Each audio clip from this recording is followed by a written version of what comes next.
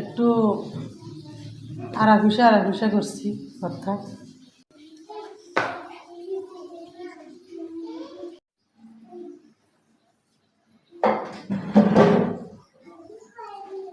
মরিচ, পেঁয়াজ, রসুন সব কিছু তেলে ভাজা করে নিয়েছি। আর এই মাছগুলা কাঁটা ফেলাই দিছি, দিয়ে এখন বাটনাতে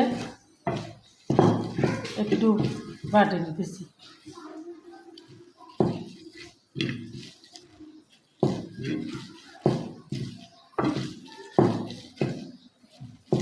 যেদিন ঘরে ডাল রান্না করবেন সেদিন ভর্তা বানিয়ে ফেলবেন আপনারা।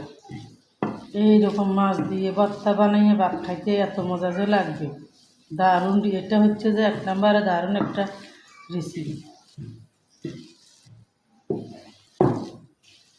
আরেকদিন বানাইছিলাম তেলাপিয়া মাছ দিয়ে, আজকে কিন্তু তেলাপিয়া মাছ দিয়ে বানাইতেছি না। আমাদের ঘরে আমার ছেলেও ভর্তা পছন্দ করে, যে কোনো ভর্তা, আপনাদের ভাইও যে কোনো ভর্তা পছন্দ করে। আমি মাছ, গোস্ত, শাক, সবজি সবার সাথে আমাদের বাসায় ভর্তা থাকবে। তো আমার ভর্তা বানানো হয়ে গেছে, দেখেন খুব সুন্দর মজাদার ভর্তা হয়েছে।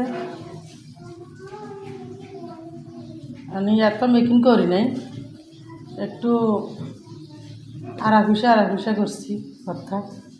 অসাধারণ একটা রেসিপি, অসাধারণ ভর্তা। আপনারা চাইলে ভর্তা এভাবে বানাই খেতে পারবেন। যে কোনো মাছ দিয়ে ভর্তা বানাতে পারবেন, যে কোনো মাছ দিয়ে ভর্তা খেতে পারবেন।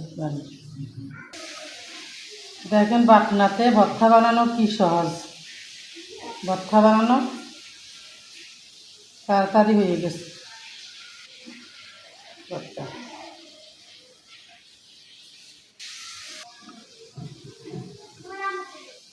তো আমি তার সাথে বাটনাটা মুছে কয়টা ভাত নিছি। ছোটোবেলায় দেখতাম আমার মারা পাটাতে ভর্তা বানাইতো, ভর্তা বানাইয়ে এই ভর্তা পাটাতে ভর্তা বানানো শেষ হয়ে গেলে ভাত মাখি খেত। আমাদের ঘরে কয়টা দিত, আমরা খাইতো। এরকম ভর্তা অনেক মজা খেতে।